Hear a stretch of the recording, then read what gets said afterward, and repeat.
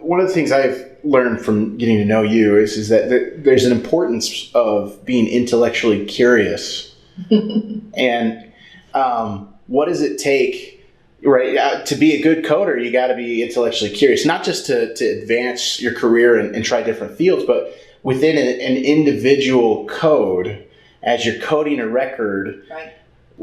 Can you talk about the role of curiosity as it relates to being a coder? Yeah. Sure.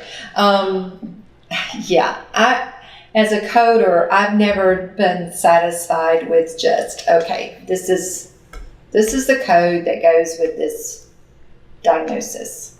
And I guess some of that has really played a part in my life, because as I've had family members diagnosed with certain diseases, I actually understood it more than just give me a diagnosis and let me interpret what that means for you. I'm a YouTube type coder. I actually take my diagnosis or my procedure, whatever it is.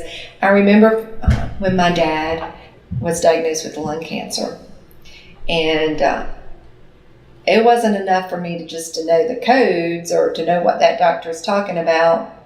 I actually wanted to know that right and that left lung and the different lobes. I wanted to understand it. And in coding, that's important. And then you can relate it down to personal, like I just did with my dad. But when you're coding that chart and you're seeing that the cancer is in the mediastinum, where is the mediastinum? Well, yeah, you can do a Google.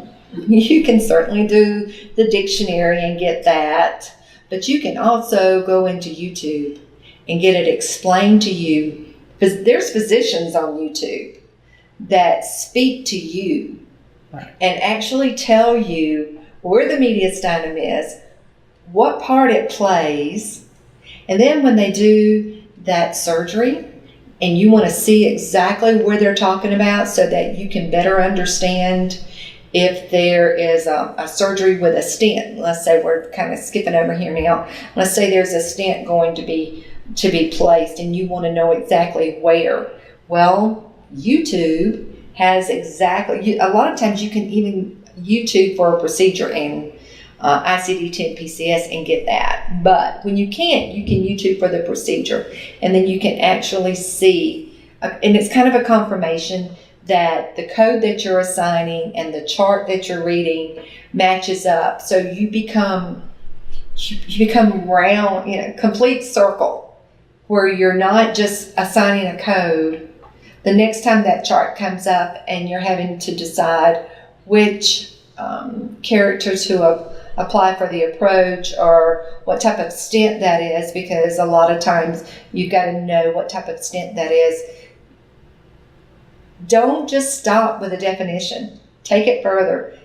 Get familiar with what that procedure is, so that as it's coming, especially if you're a specialty coder, as it's coming more and more in the door and out the door every day and you're coding those charts, you can actually learn what it is and know what it is, and you can speak to it when you have a question to the physician.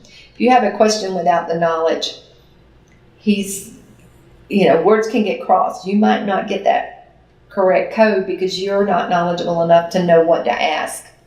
But if you're knowledgeable to know what to ask, then he respects that. You respect yourself even more, and you get the correct code. So yeah, I'm not just going to stop with my Google medical dictionary. I want my students to I want them to YouTube it. I want them to understand to the best extent possible what procedure, if they're having difficulty coding.